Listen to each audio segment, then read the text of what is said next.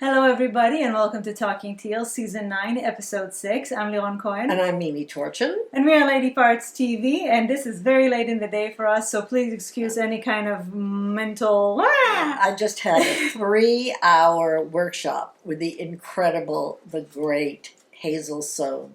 Painting, An artist, yeah. A watercolor artist painting animals from Africa. It was like dying and going to heaven. Right, so everything got But postponed. it was 3 hours. So Yes. if I'm a little low on energy... She's a little low on energy, I'm a little out of it. And, I literally just finished should be interesting, 15 minutes ago, yeah. It kind of actually lends itself to what we're going to talk about, because this is kind of how I feel about Wentworth these days. A little low on energy, a little, what's going on? Okay, well, first of all, we have to thank Randy again for sponsoring the rest of the season, and you all mentioned also thank yous. So Randy, please know that everybody's grateful to you. And this is One Eye Open, written by John Redley and directed by Matt King again. And the trend continues. What the hell is going on?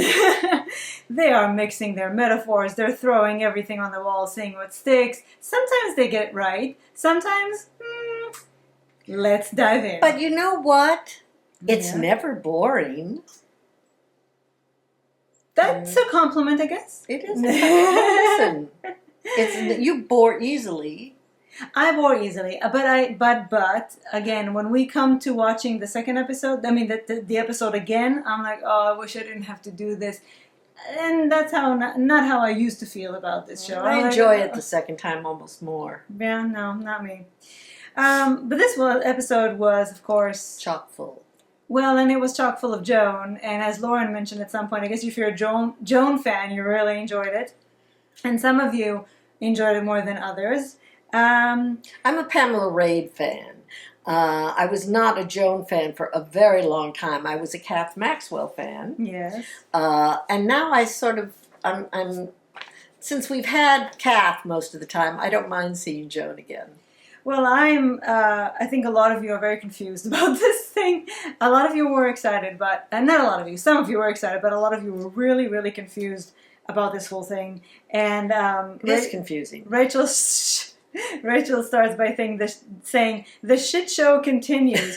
How stupid do these writers think we are? It's really reminiscent of the final season of Game of Thrones. They must have just decided to crash and burn any legacy they might have built. At least with Game of Thrones, I got the Battle of Winterfell before the nosedive occurred. I was just going to say, the whole season, last season of Game of Thrones was not terrible. The last episode was epically bad. Well, One Eye Open. Now we know the many different interpretations this title takes. And let's start with Bridget. I am beginning to think so much of this is predictable and repetitive. Another gouged out eye? Couldn't they come up with something else? And Garrett, who is back, wrote... Hello, Garrett. Well, this episode certainly belonged to Pamela Rabe and Tina Bursell. Wentworth's very own Betty Davis and Joan Crawford. I love that. Both psychotic, both devious, both going at it in a kitchen storage room with a freezer door between them was quite chilling, yet an absolute joy to watch. It had a real hush-hush Sweet Charlotte thriller feel to it. I agree. I thought it was hilarious. But this is the thing. This is the thing. Was it supposed to be hilarious? So I'm just gonna, I think, throw out everything you had to say, because you had many different reactions, and I think I felt pretty much all of them at once. So let's start, Lauren. I know the freezer scene was supposed to be iconic Joan. And did I tell you that the freezer was going to come back? Yes, of course, Yes. Absolutely. They don't waste. You know, they certainly don't. Screenwriting 101. Don't show something you're not going to use. Don't show the gun if you're not going to use it. Right. Don't show the freezer if you're not going to use it. Let me start again, Lauren. I know the freezer scene was supposed to be iconic Joan, rising from the dead again, hard to kill, but I'm supposed to believe she convinced Eve in that short time to cut her own eye out? She worked on Jodie Spiteri for ages to get her to stab her eye out. Sure, it's Joan's signature move, But really? Yeah, and I don't know. I mean, I don't know if we're supposed to actually think that it's a fact that Eve took her own eye out, or if we're supposed to wonder if who did it. But I don't know. For her in such a short time to be able to masterfully fuck with her mind enough to get she her did to it. do it, I don't know. No, Joan did it. And also, I just have to say, Yeah. as a fan of Eye many gouging? Japanese horror movies, that move out of the freezer, I can't do it because I have bad shoulders. It was straight out of the grunge, Ringu, The Ring. And I have seen that posture so many times in Japanese. Which, in that moment, made the entire scene absurd to me. Yes, when she me too. climbs up on the freezer looking like, you know, That arm coming over the side. I know it was supposed to look ominous, but it just looked ludicrous. Japanese horror movie It to looked me. ludicrous. No, I think they were like making fun of themselves, and I don't think that in that moment what I was supposed to think, it took me out of the scene Completely. and made me think, really? Yeah. You wanted to make fun of this situation? But some of you also commented on that. Samara coming out of the well, the grunge. Although I mean, it is so a many. theme that they're continuing, because remember last year when we had all the flashbacks from her childhood, we said the same thing about the child that she kept remembering. Yeah. So it is like they're continuing on that theme, except I'm not sure it was the right call, but Denise. Well, it was what? fun Sorry. anyway. Well, again, was it supposed to be? Not sure, maybe. It's But not the again, worst. you have some It's very not the interesting, worst thing in the world. some very interesting observations. But to me, the most important thing is it took me right out of this situation and made me look at it from outside rather than be in it. Denise says, Nanny Wilder is a bit angry at Joan after she admits that Jake has a history of this sort of thing. What the hell is Joan doing? Does she want Eve to get angry at her, or does she want her to kill Jake? Yeah, that was very confusing to me. Absolutely. Also, the fact that she looked like she was going to kiss her in that moment. It was. There were very many mixed signals. Yes. This is where I'm lost in this story. Ferguson knows Eve better than anyone, obviously, because she was able to manipulate her into going after Jake the Snake. It's also apparent that Eve hasn't forgiven Joan for the torture at Blackmore. Which means, by the way, that Joan didn't actually really know her as well as she thought. She really underestimated her and thought she could mindfuck her without her realizing it. Did Joan even have an inkling of a thought that she was going to get bonked on the head? Because it was also perfectly set up. Ferguson is always so on top of these things. It was hard for me to believe she didn't foresee the nanny's need for vengeance after Blackmore prison. Right, so the only thing that I can say that maybe would be a reason for that is that she was so high on being Joan again, like fully Joan, that she again, underestimated Eve and overestimated herself. Just Joan. Just Joan. Could be. Lily says, what I liked most last week is what I liked least this week. I still like Joan and Eve together, the relationship they have, but the great return of the freak wasn't necessary. So, Joan isn't on Miller's medication anymore, which means she's going full-on freak now. And that change is absolutely hateful. By the way, do we think that he stopped the medication or that she stopped taking it? Right now it's unclear, but maybe they'll clarify it later. I did notice, by the way, that Joan was using like trigger words that she would never use herself, like she kept saying fuck and things like that, that she would never use herself, but she thought that they would trigger Eve. Again, she gave herself a little too much credit there. I did notice that she was using obscenities, which she would never use normally. Yes, No. It did seem unnatural. It didn't even occur to me that Joan doesn't talk like this. No. It just seemed unnatural coming out of her mouth. Right, she was using it because she thought that that's what Eve needed to hear. But Eve, being smart enough, probably thought the same thing that I thought. Which Eve was a pretty good match for her, but in the end... Which is why it didn't work for me so much in the end, because it collapsed too easily for Eve to have just... Well, I mean, maybe if we had seen a little bit more of that scene between them and seen how she got her to do that, or how she... Again, though, we don't know that she did it herself, do we? Well, then how the hell did she scoop her? I don't know. Okay, we'll just believe that she's the Hulk again. How the hell did she scoop... If she could get her to do it herself, she certainly could hold her still enough to do it. Exactly, but I still don't. With Juicy Lucy, we saw how it worked because Juicy was scheduled for a dentist appointment. She had all this. That was brilliant. She had this perfect setup for her to do that. She was incapacitated, but just to believe that she was able to do that, like, I don't know. I'm not buying it, but I see that as a nod to, hey, the Hulk is back. Sam? Freak, freak, freak, freak! Just wow. From the way the whole game was played from the start, it's classic Joan. And I know for some, the whole freezer scene would have been maybe too outlandish to believe, but I was on board all the way.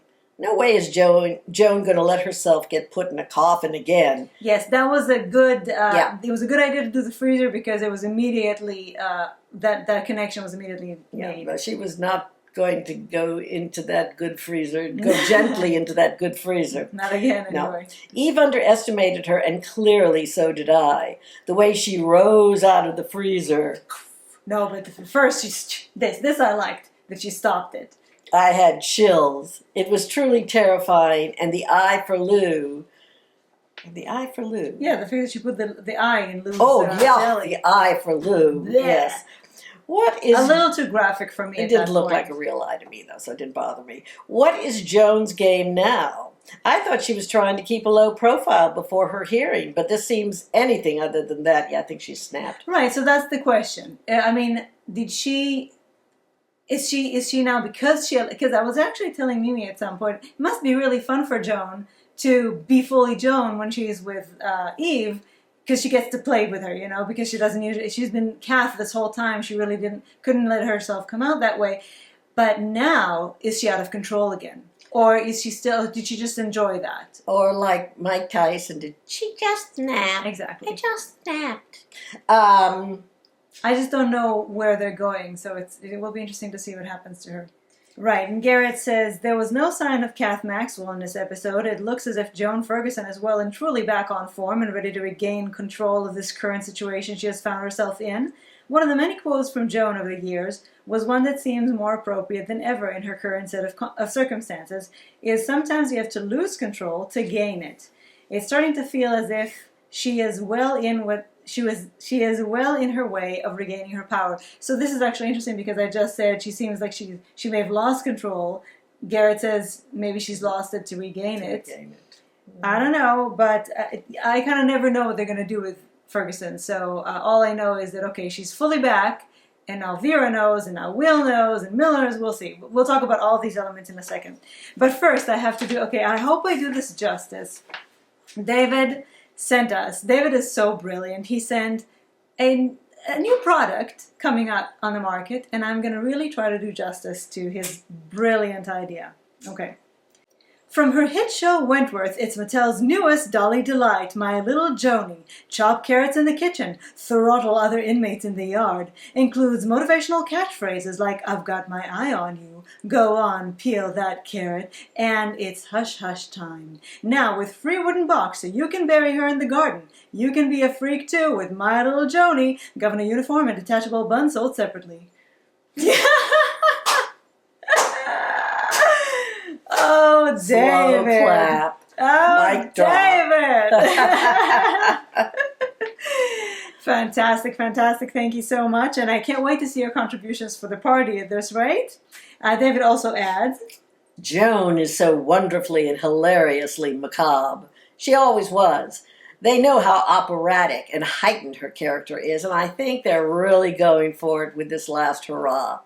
I personally love that she swans around the prison, glaring and spitting out one-liners and catchphrases. She needs to release a line of Valentine's Day cards. Go for it. Can't wait to see it. Having Eve push Joan into a box freezer would have triggered Joan's PTSD around being buried alive. Her fight or flight instinct would have kicked in. Joan climbing out of the freezer was straight out of a horror film. It was epic and hilarious all in one go.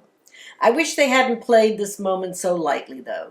There was no weight to the horror of what happened, like when Jody shivved her own eye with a pencil, or when Joan cut Lucy's tongue out. The full weight of the moment was felt both times. Here it was played almost for laughs. Yes. It was less Godfather and more Addams Family dark comedy. Exactly. And Rachel says, so now Super Joan is back. The undefeatable has reappeared. Shocker. All of those scenes with Eve culminated in a recreation of a scene from The Ring. Really? Such a waste. Yes, That's well, my obviously. girl. No, I mean, I think it was pretty clear, and I think that they were playing it, like David said, almost for laughs. Was And that Jane? No, that was Rachel. Oh, Actually, Rachel. you have Jane. Rachel, did you see that movie like 10 times or 14 times like I did? I love that movie. Jane. Oops. Miscalculation there, Eve, sweetie. I do wonder why she didn't kill Jake. In addition, that nurse did not need to show off the missing eye. Yeah. More exploitation moments, which seem to be a part of this season. Yeah, I felt the same way about the eye, but I felt the same way about Lucy's tongue. I felt... Oh, but Lucy's tongue was such a grand guignol move. Yes. It was just... And it was a build-up. It was as gruesome as things get. Yeah. An eye is almost, it is a second thought because it's a second time. Speaking of eye, I do notice that Joan has her eye on things. She does notice what ever goes on in the prison, and I did notice that she saw that Zaina and her crew were looking for the phone, and I think she knows Mari has the phone. She knows everything that's going on. So Jen also says she wants to take a poll. Which would you rather do? Gouge your own eye out or be killed? Killed. That's, I think, her point. I don't think she gouged her own eye out. I think Joan did it. Well, I mean, we're likely to find out.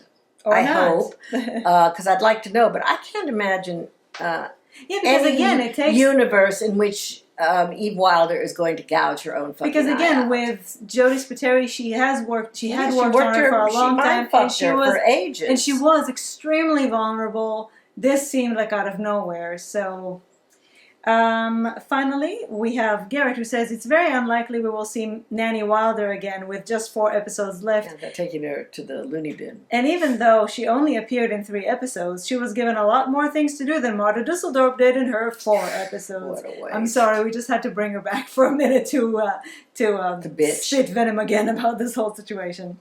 Okay, so one thing we do enjoy seeing Joan do, well, I mean, some of you are enjoying Joan anyway, but one thing that I have enjoyed seeing Joan do in this episode was seeing her put other people that I don't like down. Like, for example, Lou. Right? So let's start with Jane. Joan is so fucking funny. That would be a no. No, my hearing is fine. And I cannot wait until she fucking kills Judy Bryant. Won't you be my neighbor? She had a great episode. This is her season by far. Her comedic moments were priceless. And then that arm slapping its way out of the freezer. Holy mother of God. Here's Joni. Oh, and yes, she will kill that little nurse too. So the thing is that I've enjoyed Lou taunting Judy. I've enjoyed Joan taunting Lou. Garrett says, oh yes. Here. Lou, for once, looked a little stunned. I really hope these two have a big fight. It's the only fight I want to see. Lou is so caught up in her own self-hype being the bully she is, she just saw Kath as an intimidated, bewildered woman upon entrance and didn't pay much attention to who this Joan Ferguson character was. Lou will be no match for Ferguson, judging by her laundry fight with Boomer. I visualize a badly beaten Lou, with the freak looking down on her whilst removing a blue latex disposable glove, saying, "That's for Wanda." Right, so Lou, we'll talk about her a little bit more when it comes to Mari and Rita and other people, but I have to say I did enjoy seeing Joan's response to her, just thinking that she was just another one of the people, those lackeys who will do whatever she says, and she doesn't You know. mean Lou? Joan's response to Lou, thinking she just do what she says. And I was like, oh, finally somebody's putting in her place.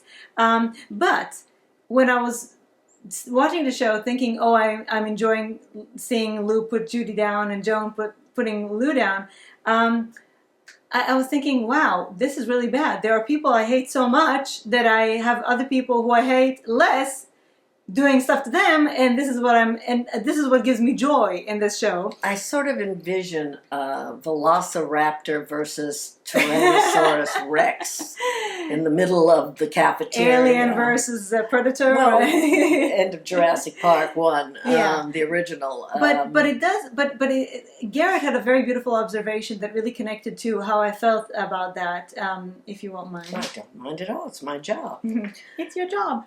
I feel this season they are breaking us in gently with funny, sarcastic, I'll put the kettle on type of Joan that all us fans of the Freak absolutely loved. Because there are so many evil, horrible characters we loathe right now. Judy, Anne, Lou, and dare I say Linda. There's only so many allowances you can make for one person. I have this strange sense of security with Joan around, as it's possible it may be the saving of Vera and baby Grace when all the chaos breaks out. Let's face it, Rita's attitude since returning hasn't exactly been very reassuring when it comes to the safety of our loved ones being secure apart from Ruby's.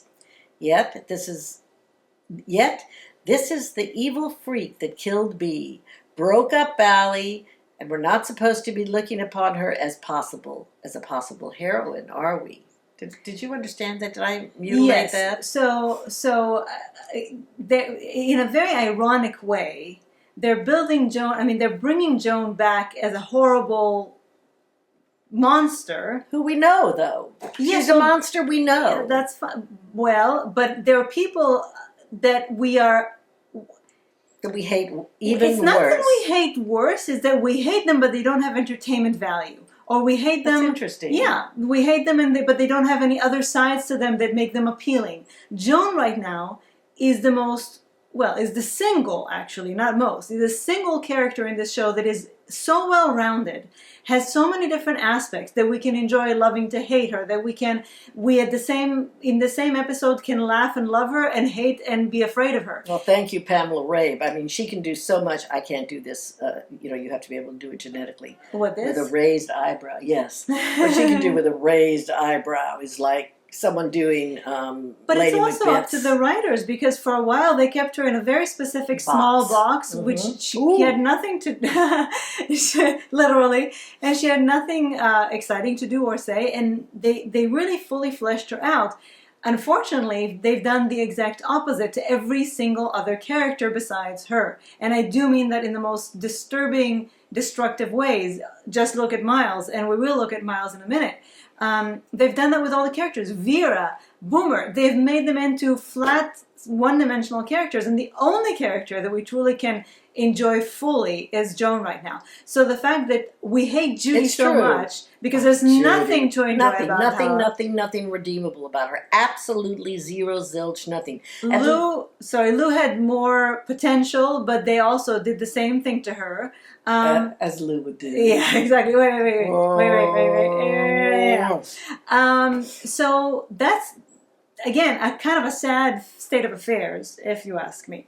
Well, you did ask me. I'm happy to be liking Joan because I hated her for so long when they just went on and on and on. And I hope we can with continue the same to like her stuff. after this episode, because if she's fully Joan again, I hope that they're still going to have the nuances and the, all those things that we've been liking since they've introduced Kath into the mix. My only confusion is that I would have thought, as we have already said, that she would have been playing it a little bit more close to the vest, so that she could get the hell out of there. Because right now it seems to me like she heard, "You're never getting out of here," and so she's going, okay, just let it out. Here I am. Unless she completely lost control in that moment, like David said, it brought up all of From those. the freezer. Yes, it brought up all those memories, and she just went full out. That's true. And maybe regret it later. I don't know. David says, prediction: Joan will die rescuing Vera and Grace from the collapsing ruins of the prison during the bombing. A hero's end would be the most fitting end for the most well-rounded character I've ever seen on television. However, Denise says, it seems like we are such a long way from a conclusion, even though we only have 4 episodes left. This is so apparent with Joan's story right now. It's more than obvious she dislikes Jake, and for whatever reason thinks killing him would be the best thing for Vera. But why? Is she in love with Vera? Does she think they will run off with each other and live happily ever after? With the freak? Anything is possible, I guess. But if this is her desire, she is going to lose her nut once she figures out that Vera won't forgive her for all the evil she's done. At least I don't think Vera would become enamored with Joni. Although anything is possible in Wentworth world. I mean, if she rescues Grace, it's possible. She's still not going to run off with her into No, the not sunset. run off with her into the sunset, but she could forgive her a little bit. Anyway, I hope they don't take us there. In the past, the writers have subtly developed Joan with some Hannibal Lecter traits, aside from cannibalism. One of the biggest disappointments for me in the book Hannibal was that Clarice Starling falls in love with him, and they run off to Argentina. That is highly disturbing. Oh, I'm so glad I didn't read it. Highly disturbing. I hope to hell this is not how... Oh, that is terrible. Yes, it is.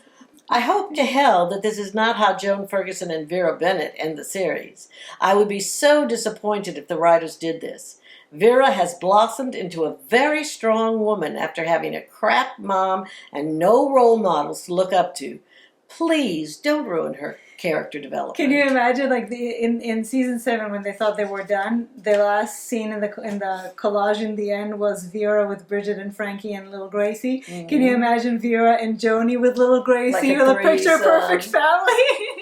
With their heads touch my head, and little Grace. That will never happen. Never say never in Wentworth. Okay, let's talk for a second about Jake. A story for which I found very disturbing, and I'll tell you in a minute exactly why, besides the obvious. Robin says, we can only speculate what Eve did to Jake, but she was singing something about his mushroom on the way out to the hospital. I noticed that too. I thought Jake didn't have a mushroom. I thought his was more like Did Vera ever mention it? No, I think well, between true. Eve and Joan, mushroom has become a euphemism for the apparatus, yes, regardless of its size. I may never be able to eat mushrooms again. Oh, that would be awful. Garrett says, Jake left, having his wrists handcuffed to his ankles, with his underwear pulled down, felt a little uncomfortable for me. Definitely was not amused by it. If they were going to create shock value, it worked. Reminded me of the attack Juice and her crew did to Joan in the showers. It was a very undignified and humiliating position to leave someone in, showing just how vindictive Eve gets when rejected by a man. Well, actually, how vindictive she gets is she kills them, usually. Yeah, she didn't kill him. No. Vera dealt with the situation well. It definitely goes to show that men can also be victims of sexual assault, and Jake's reaction is very typically male. Do not report this, in fear of being shamed, made to feel less of a man, and laughed at by others. Okay. Now, I have to say that, of course, Garrett, you would be upset by that. I was upset by that. Men don't see other men in that position very often because it isn't something that is a trope. It's not something that's done very often on television or movies. But it was very well done here. But I think it was an interesting thing to sort of shake up the male viewers. We're used to seeing violence against women. We're not used to seeing violence against men. Okay, I'll give you my 2 cents, but first I'll give you Rachel's 2 cents, Okay. and then I'll say mine. It's implied that Nanny Wilder sexually assaulted Jake before Joan managed to work her freak magic on Eve. So now we get to see Jake deal with his own PTSD while they still haven't even begun to deal with Linda Miles's problems. Maybe they'll start a support group. So here's my 2 cents. Okay, I just have one other thing. May I just say it before I forget it? Mm-hmm. When did she have time to do that? Before she came, when she when she came to do it, and then she went to Joan and said it's done. So okay. She first had enough time to do whatever she wanted before she called to Joan to come and see. All right, here's my problem. I don't trust these writers. If they actually presented sexual assault on a man as something that they were going to follow through on and see what it does to a man, see the implications, the psychological issues. However, historically speaking, they have done nothing like that in recent seasons, most outrageously, as Rachel points out, with Linda Miles. And we'll talk about Linda Miles next, whose PTSD story for a guard who works in a prison could have been one of the most important stories they could have told, because most of the stories that they tell are about the prisoners. But to show what happens to a guard, we saw it a little bit, very differently, but in Stateless. Oh, yes. And seeing Stateless, it was a very big part of what. No, I'm saying because it wasn't a prison, they weren't prisoners, but to show what when you have to put people in a cage and deal with all that implies dehumanizing. And how you can easily lose your soul, how you can start developing a distorted view on life and the world in general, and all those things. They had an amazing opportunity with Miles. They not only wasted it, they turned it on its head and made it awful. I find the whole story offensive, personally. Very offensive. And the thing is if they're going to, how much time do they have to do There's this 4 with Jake? episodes. It's a very, very good story. They're not going to follow up on it. If they didn't follow up with Linda in all of this time, when are they going to have time to this is something that will have repercussions if it happened for his life. Right. Practically. And it was a good, horrible idea, but not if we don't get to see If we don't where get to it see it, leads. then I will find it offensive again, because again, going back to the idea of exploitation. If they show his naked ass in this very humiliating position and suggest that he was sexually assaulted, only to not follow through on it, then it's porn. It's irresponsible. It's porn. It's porn in the worst, in sexual assault porn. I'm sure it exists. Oh yes, you can bet it exists. All porn is in one way or another. Snuff films. Degrading and objectifying, and but I will be so angry and offended in the name of everybody who has ever been sexually assaulted, if they and especially men in this case, if they just did that as Sam or Garrett said for shock value. It is not the kind of story you do for shock value. No. So I'm upset. So moving on to Miles. Oh, but did I finish? Yeah. Denise says, I know it's supposedly because of PTSD, but the writers have neglected to emphasize that, leaving this character to look like a villain more than a victim. And this is... Completely. She doesn't seem like a victim at all. This is the thing. PTSD are supposed to show how a person suffers from PTSD, what it does to them. They just made her... I could not have imagined that they would go so low as for her to send a male guard in to extract a camera out of Boomer's vagina. I am so glad that Boomer could kick him in the nuts and be strong enough to, it was so low. I can't even. It would have been low coming from anybody. But from Miles, really? I'm so Miles offended. is almost irredeemable at this point. I think that she has gone over the line so many times. Which makes the show irredeemable. They keep moving the line.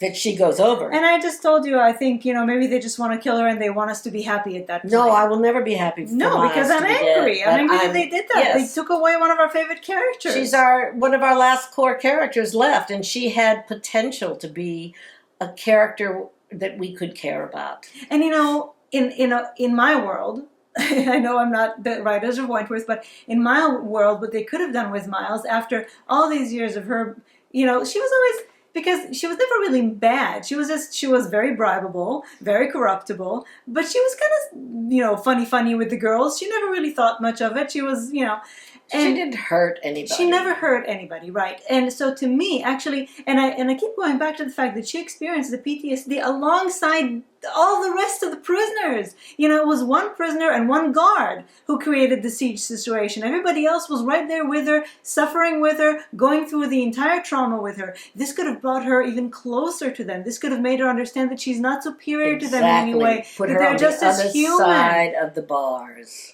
Not in Teal, but yes, mentally speaking. Yes, but it could have broken some of those barriers between them. It could have made her, I don't know, there could have been a beautiful story there. What a missed opportunity. And if you haven't seen the interview with Jackie Brennan, you must. Instead, she has developed a huge muscle on her forearm. Just from this. From snapping out her, whatever baton. Those things are called, her baton. Yeah. Yes, we're angry. Jane. Oh, Jane Yes. says the same. I'm just so sad every time I see Linda Miles now. Just go to the casino and never come back, please.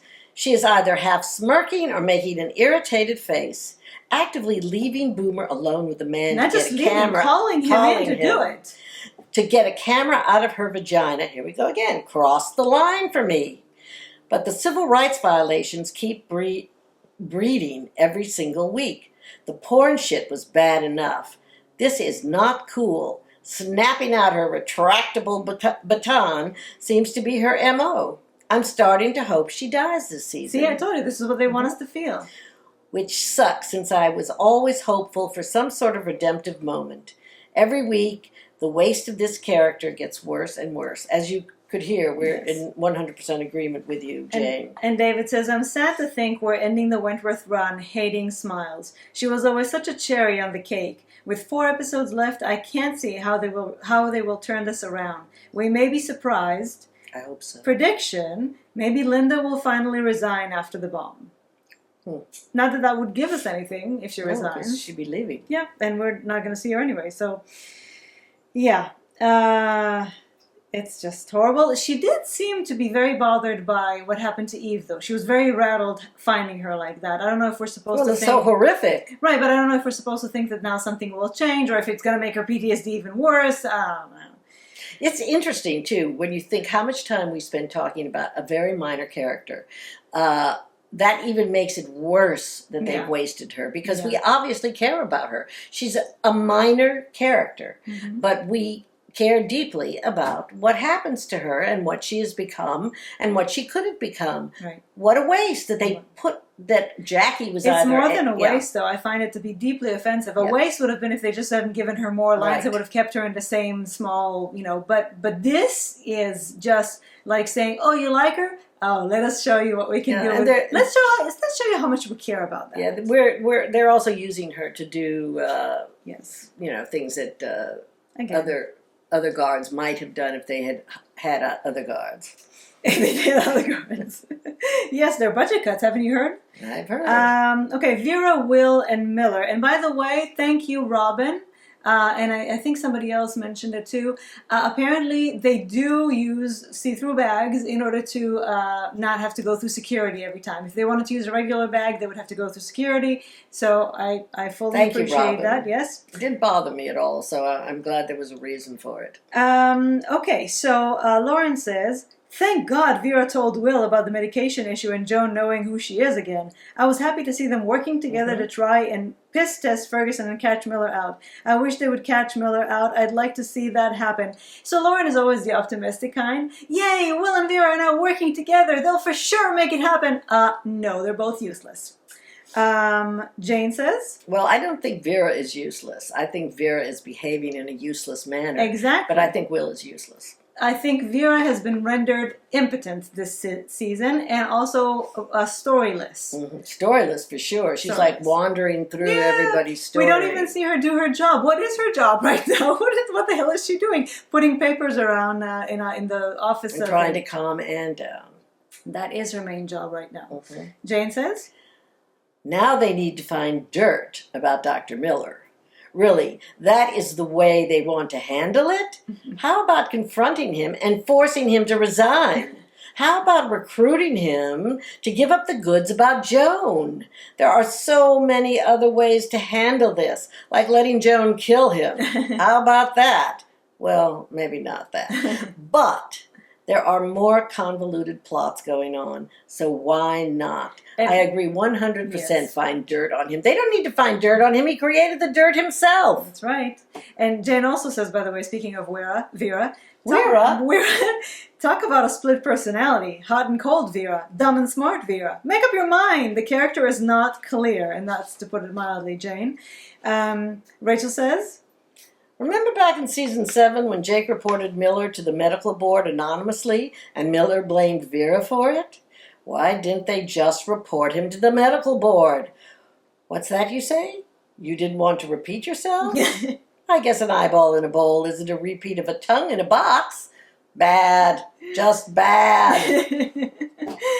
Garrett says, Vera just may have convinced Dr. Miller that Joan Ferguson really is a psychopath, but I have a feeling if Joan gets a hint of Dr. Miller backing out on her, this is how it will all come out about the burial, and that photo of them at the grave will be used against them if they dare come between her being exonerated. Well, Dr. Miller didn't have anything to do with that. It probably will be Miller who goes and retrieves any incriminating evidence Joan has hidden away in that shack she was staying in. Who She was cat. Who thinks that shack is just staying there, standing, waiting for Joan to come back?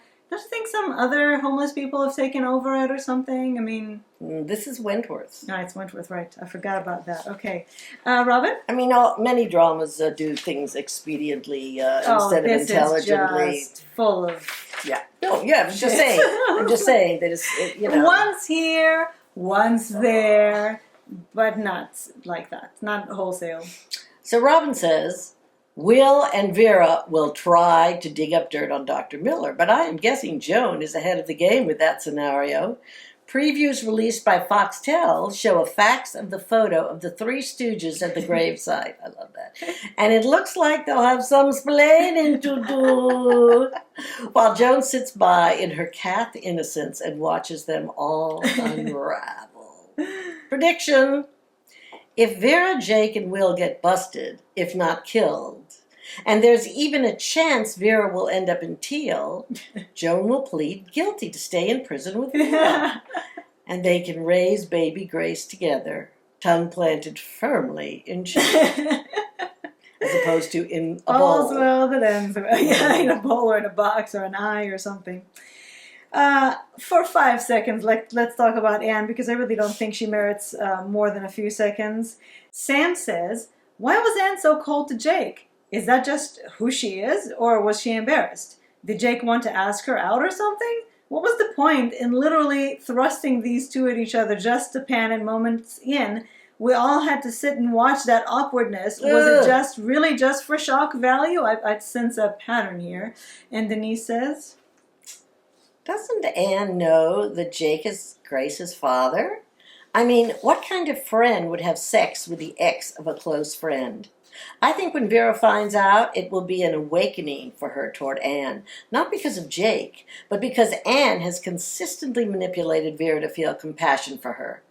When Vera is awakened to Anne's indiscretions, maybe it will be enough for her to set Anne straight. I don't know, but there are 4 episodes left. What can they, and there are so many plot lines going around. I don't know what they can do with just 4 episodes. Anyway, I don't know why we would have had to be subjected to that scene if there isn't some outcome. Well, we don't know. There might be. It's still early days. Yeah. I mean, there still might be. I think Anne was just showing who's boss by I think, honestly, him. I think maybe she had a blackout and didn't even remember. I was going to say, I think she was, in that episode, I don't know where they're going with it, but in that episode they just wanted to show us that she was all over the place and completely losing it. So maybe that was just one way of showing that, and then they wanted to just not continue on that path with her and Jake, so they just sort of blow him off and moving on. I think jogging home at night after was enough. She didn't have to screw Jake. Unless at some point Vera finds out and that puts there it has to be and something. Finally something makes her right. I don't know. All right, Lou, Mari, and Rita, a new triangle. Where am I? You are there, here, but hold on. Yes. Lauren says, "What the f?" So sweet of you, Lauren. Let me reread that. What the fuck is going on with Rita? I feel like I've had hope about her character for a long time, but end up continually disappointed at all time. We see glimmers of Rita's power. I'd like to see her protect the others and take some of the evil down. We need something more from her. I think at this point, when there are only 4 episodes left, I think we can already start complaining about certain characters being wasted this season, because there is just so much you can do in 4 episodes, especially with so much going on right now. And I totally agree. When they had the big episode of Rita coming back to the prison, I thought, okay, finally, God, did we need you, Rita? But what does she do all day? Not much. Now Garrett has something to say about Rita, but I want to preface this and say I think Garrett, when you're talking about Rita, I think you mean more what the writers have done to Rita, not necessarily how Rita was originally.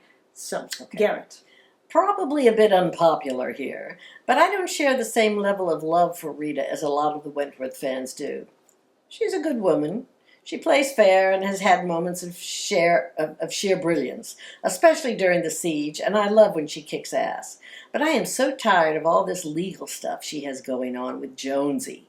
Rita has been slow taking off this season, and it seems all she cares about is Ruby, which is understandable, but I don't feel she has any real feelings of friendship towards Allie or Boomer. She gets annoyed with Ruby when has given them her 100% loyalty, and Rita has definitely not given H1 that much needed secure, strong woman role, keeping the family together that's been missing since Kaz's death. I had hoped that maybe Rita would replace B in being that much needed central character, that we're seeing things from their eyes. Her introduction into the world of Wentworth in episode 1 of season 6, when the prison was in lockdown and total chaos after Frankie and Joan's escape, looked very promising. It reminded me of Bee's entrance, but with a completely different character with a new, fresh, exciting backstory. But her backstory was more confusing, if anything, by making her a cop, not knowing if she was coming or going. She's more of a loner, and she has never had any interest in prison politics. No disrespect, though, to Leah Purcell. She is doing a brilliant job with what she's given, and I do love her scenes with Susie Porter. And thank you for reminding me, Garrett, because it's true. When Rita came into the prison, and then we also had our interview with Leah Purcell, and she was so exciting and such a fantastic, brilliant actress, and she brought so much in, welcome to country, and oh my God, there was so much excitement. And I thought back then, and we may have even talked about it on Talking Teal, that she could be that central character that's been missing. We've been talking about how the show has been so diffused and so disseminated, and we were lacking. And the thing about Rita is she does have those qualities that we had with B, of somebody who's really basically morally right, morally a person we can relate to and see ourselves, oh my God, something went terribly wrong and we landed up in this terrible situation. But at the same time, she's also this very super heightened, brilliant and strong, and so there was so much potential with her. And now that she's back, they can't say, well, she hasn't been available. She's back. She's in the prison, and what do you do with her? Nothing. You know what Rita feels like to me? She feels like a broken character. She feels like someone who's been broken. Yes, she had that. We had that episode where she was broken, and then she put her clothes back on and said, I'm back. I'm back. So where are you? Fix her. Fix her. There's still 4 characters. There's plenty of 4 time. episodes, you mean. For what did I say? Characters. Oh, yeah, 4 episodes. She can still take off her suit and wear her Superwoman, costume on and do something big. But they need to do it soon. She probably will at some point figure it in I think she will. Yes, she will. She has to. She's practically the only person who can. But why waste her all this time? Why not? I mean, again, always with the cops and the Ruby. It's and boring. It is boring. Jane said, well, this is interesting. And I did think it was a good twist with Jonesy coming to see Mari. Well, this is interesting. Will she be killed before vindicated? Will Ruby die in sacrifice to protect her from being killed by the women when they find out she's a cop? Because they will find out. Will Rita sacrifice for Ruby? I'm not really sure what is happening now. Now Jonesy is involved? Will they get the phone unlocked and the voicemail before this all happens? Will Mari use Rita to get her sentence reduced? Will she use Jonesy to get it reduced or at least transferred? Tune in so tomorrow. Many options. Am I invested in them? Not really. I'm losing interest in all of this. And finally, David? I always assumed Mari already knew that Rita was a cop. As far back as season 6, she knew that Rita was on a mission to track down the evidence she had on the corrupt politicians, which was why she theatrically destroyed the memory stick in front of her. So, has she forgotten this information? Hadn't it clicked with her? Or is this a faux pas of the writing room? Oh, no. Impossible. There's a reason Mari didn't spill her secret to Lou just yet. I think even Mari understands Rita's power, and that she may need her in the very near future. It's an interesting idea, Dave. So you are all extremely confused by Mari, and I have to say, I am too. Is she coming? Is she going? Is she redeemed? Is she her old self? I'm not sure at this point. I love Susie Porter, though. There's no question about that. That is one thing we're not confused about. She's a wonderful actress. She makes Mari so much more interesting than Mari actually is. Yes, and that is a key in this show. The flaws in the writing have been able to rise. We've been able to rise above it thanks to excellent acting. They have an exceptional cast. So your different reactions to Mari, which were again very confused. We'll start with Lauren, who said, I felt a bit confused and thrown around by this episode. I feel like characters like Mari continually change color and stripes and do things that perhaps are in the realm of possibility, but she is this chameleon who continually seems to change her mind or do things that don't completely make sense to me. And Lily says... Who says? Lily. Oh, Lily. I thought you said Libby. No, Libby hasn't told us what she thinks about Mari yet. Lily? I really liked Mari in this episode. She was sometimes strong, stood up to Judy, and sometimes more broken and fragile. I really liked the scene when she talks to Allie in the yard. It wasn't extraordinary or suspenseful.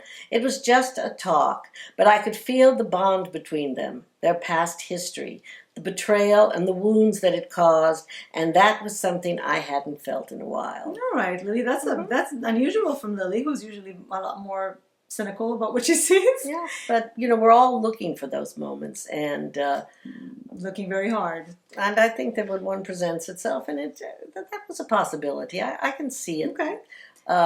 We grab onto them and make them even bigger than they were. Maybe it was a nice moment between them. It's just that really, when you think about everything all the shit that's gone down, it's puts it in perspective. Rachel, we see the Mari we've known before. She's on the warpath, but no, wait. She decides it's more important to fuck information out of Lou than expose Rita. We're supposed to believe a woman who wrecked her own escape attempt due to Ruby's taunting would set aside her own revenge for the greater good? Okay, sure. Yeah. Nah. Sam says, has Mari changed?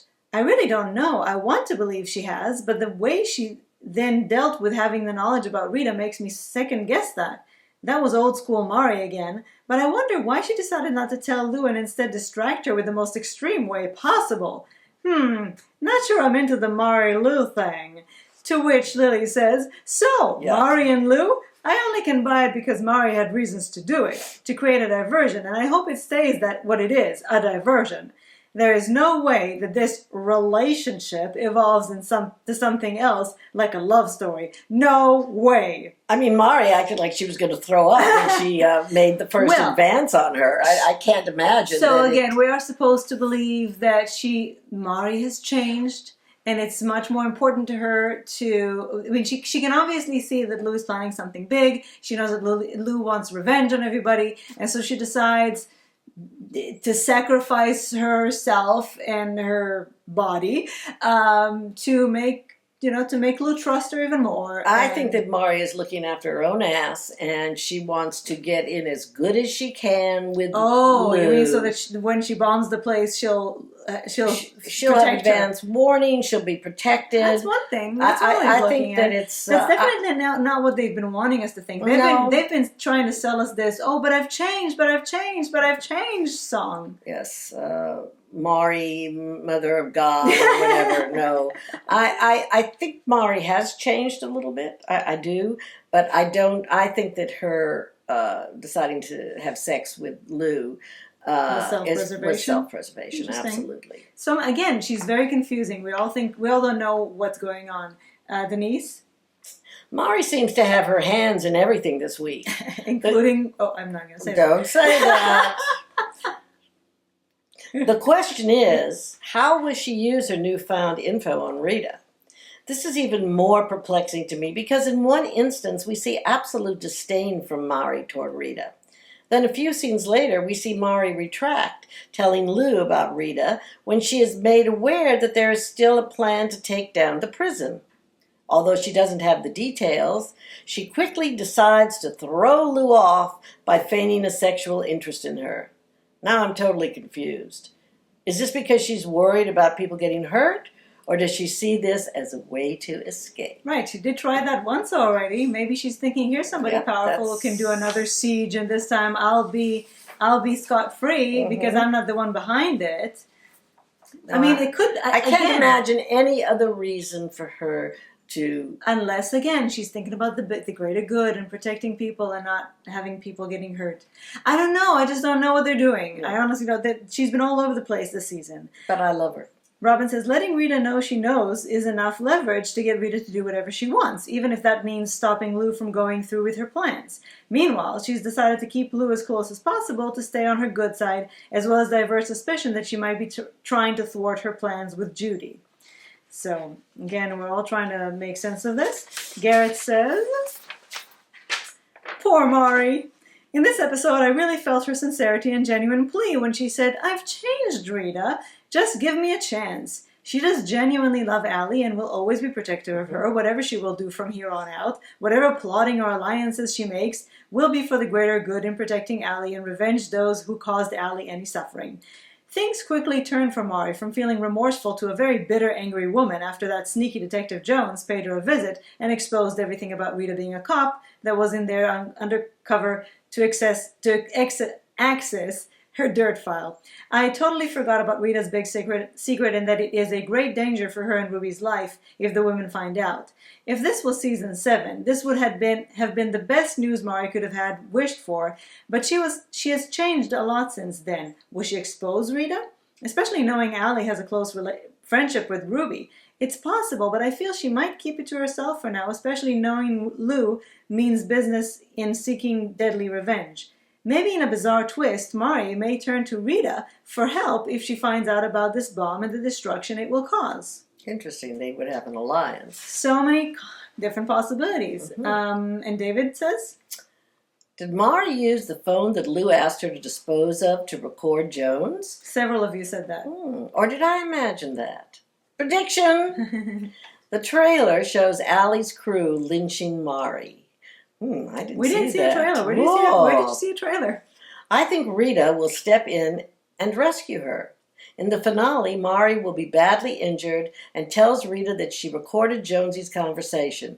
Her dying gesture is to give Rita the evidence she needs to get out of prison for good. Okay, so first of all, please tell us where you see trailers. We couldn't find trailers. Yes, we couldn't find any trailers. Oh lynching. My God. Another lynching. Okay. I don't want anybody to lynch Mari. I don't either.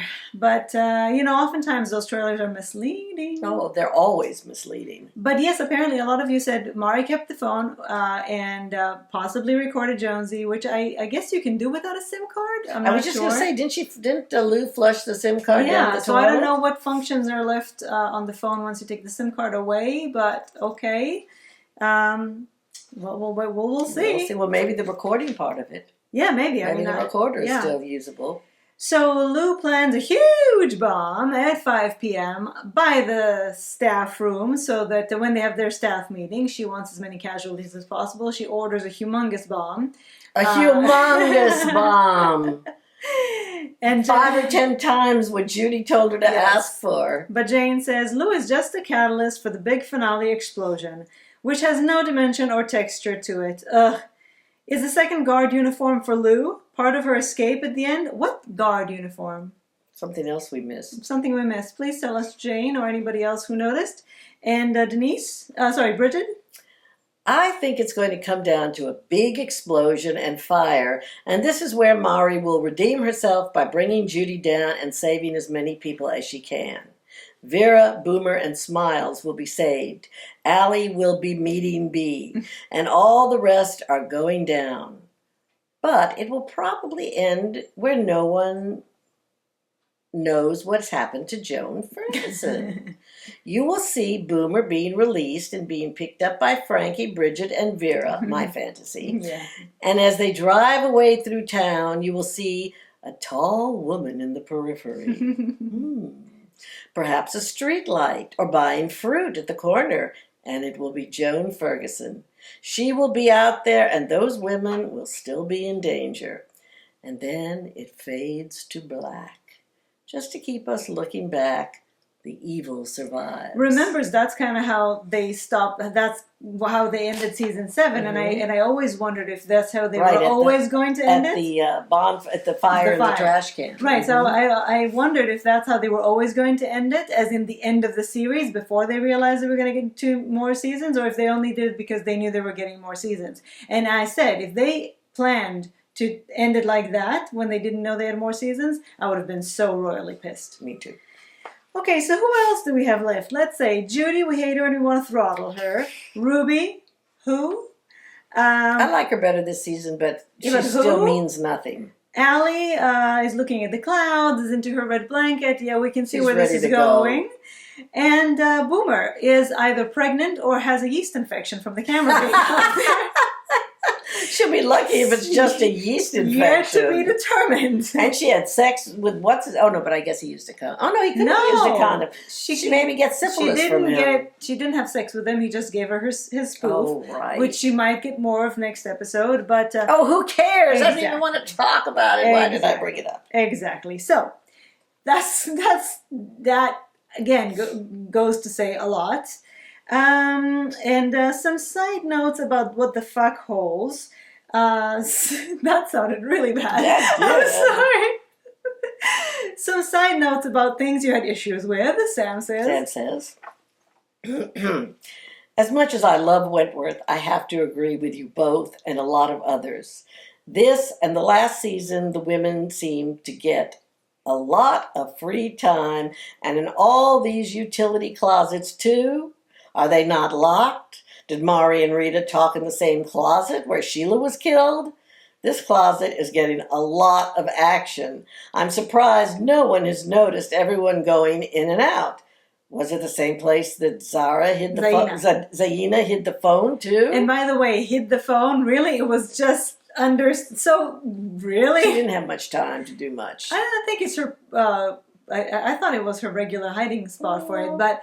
yeah. Sometimes hiding in plain sight. By the way, once you're done in the kitchen, once the meals have been, once the guy, the guard came and inspected everything, why do they have access to the kitchen then? They shouldn't have access to the kitchen when they're not in their work units, right? How do they have access to all these knives? Yes, tied still, and you can still use another knife to cut off the string from the other knife. So brilliant. But even if not, if even Joan are close to each other, can't Joan grab a knife and put it in her? Should they have access to a place with all these things in the freezers? And why? A place that has... Hold on, Jane. Well, they hid anyway, but okay. Jane says, wait. So there is a fucking new style security camera in the kitchen, but nowhere else? And the time it takes someone to climb up to it and put oven cleaner all over it isn't seen? Nor the dark screen in the monitor room? Anyone else scream as loud as I did when they showed that camera? And later on, when Joan comes in the room, the oven cleaner hasn't melted, dissolved, or fallen off. What the serious fuck? And then there is a scene about a camera issue for the first time in Wentworth history. You have got to be kidding me. This bullshit distracted me more than Joan Ferguson in a freezer. And to wrap it up, David says, the show is a slice of Swiss cheese, full of holes, but still bleeding delicious. I like that, David. So there you have it. Season 9, Episode 6 of Wentworth. What is your overall impression so far? Swiss cheese. Swiss cheese. I think David summed it up absolutely perfectly. I guess I'll have to find a picture of Swiss cheese now.